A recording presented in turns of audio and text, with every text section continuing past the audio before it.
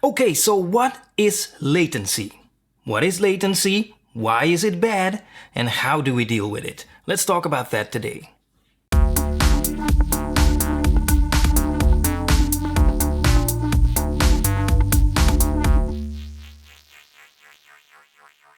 Hey everyone, my name is Percy Jules. Welcome to Supercy and welcome to this series called Studio 101. In this series, I'm talking about some real basic stuff about music production. So especially if you're new to music production, stick around, check it out, and consider subscribing because it might be very interesting for you.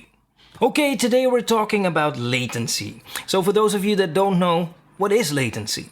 Well, nowadays, most of us are recording music with computers, right?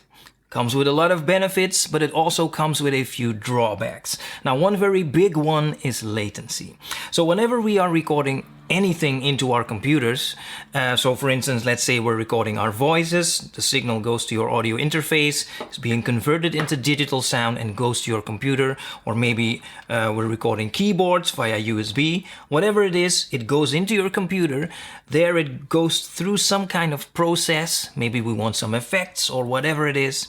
At the end of the process, it's being sent back out again to your audio interface, that is being converted into analog sound, and that signal is being sent to your speakers or your headphones or whatever monitoring device you're using.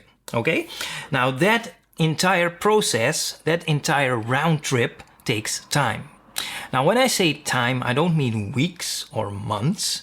I'm talking milliseconds. Now you might say, okay, milliseconds? Yes, milliseconds, but it can still cause a lot of issues. Now, why might this be a problem? Well, whenever we're singing or playing music, we need to be able to hear ourselves, to reference ourselves. Okay, so, I mean, even if you're speaking, can you imagine that when you're speaking you cannot hear yourself? It would become quite a challenge to complete a sentence because you don't have anything to reference to, you don't have anything to hold on to in a way, you know, and especially in music where things like rhythm and timing are extremely crucial, it becomes very important that you can hear yourself, that you can reference yourself. So we need to hear that feedback immediately. Okay, now whenever the latency becomes too high, so whenever the delay between you generating sound and the feedback of that sound coming back to you through your headphones becomes too long, so whenever the delay becomes too long, it becomes very disruptive and very disorienting to such a degree that it becomes virtually impossible to sing or play. You know, I mean, maybe if you have some exceptional Rain Man abilities or something, maybe you could. I know I cannot. Now, how do we deal with it? How do we deal with latency?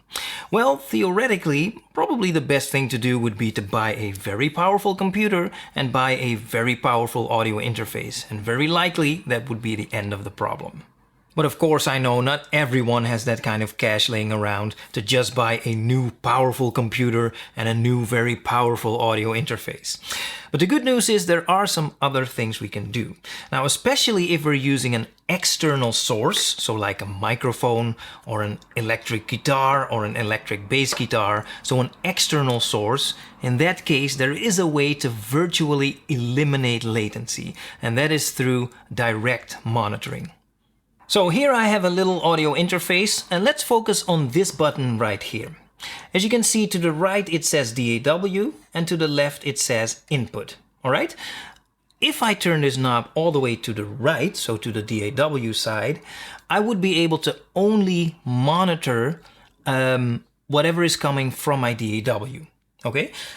If I would record for instance, my voice with these settings, what would happen is, like I explained it at the beginning of the video, the signal from the microphone goes to my audio interface. It's being converted into digital sound, goes to my computer. It's being processed in my computer, goes back to my audio interface, it's being converted back into analog sound, and then it's being sent to my headphones.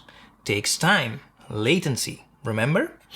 Let's turn this knob now all the way to the left, so to the input side, all right? Now, if I would record my voice, then the signal is sent to my audio interface.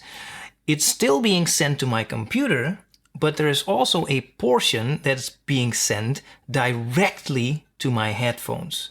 So this portion doesn't go to my computer first, it goes directly from the input directly to my headphones, which means there is virtually no delay, there is no latency. Okay?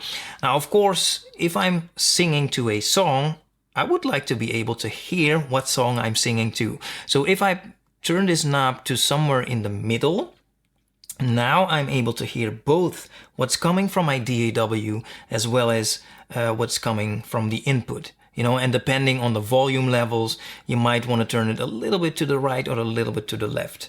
But this is a way to virtually eliminate latency when recording from an external source.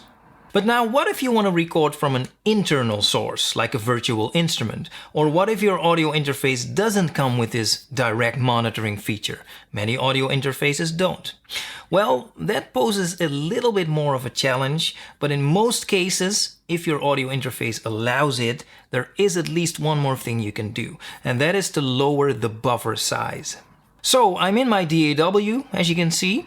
By the way, this is Studio One, but it's basically going to be the same in any other DAW.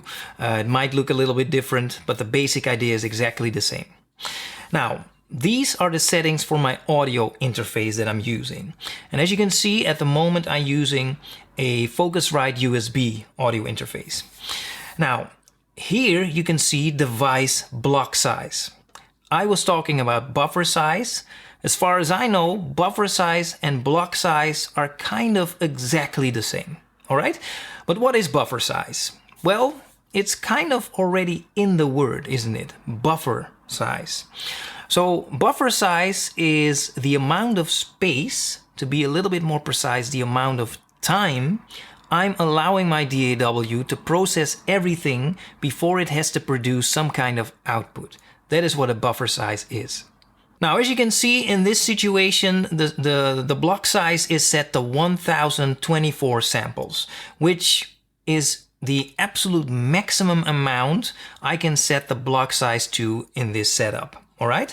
So the maximum amount will also mean the maximum performance, maximum stability. All right. Problem with a high block size is that the higher the block size, the higher the latency. Okay, now as you can see, it's been calculated that with these settings, the latency is going to be 48 milliseconds. Now, again, it may not seem like a lot to you, or to Dustin Hoffman for that matter, but I can tell you that I will not be able to sing with a feedback delay of 48 milliseconds. It's totally unacceptable. Now, in order to bring down the latency, we need to bring down the block size or buffer size. So let's do that. So let's go all the way up. And as you can see, the minimum amount is 8 samples. Now, this is a pretty decent computer. It has pretty decent specs. But I can tell you, if I would select 8 samples for my buffer size, the sound would be distorted like crazy. This computer would not be able to handle a buffer size this small. So what I usually select is either something like 128 samples. So let's try that and see what happens. Now, as you can see, a block size of 128 samples will result in latency of 6.55 milliseconds. In my opinion, that is very acceptable. Sometimes I'll bring it down even further, so something like 64 samples or 56 even, but this is already very workable. All right, so my advice: to bring down the latency, bring down the block size as much as possible before you hear any distortion in the sound.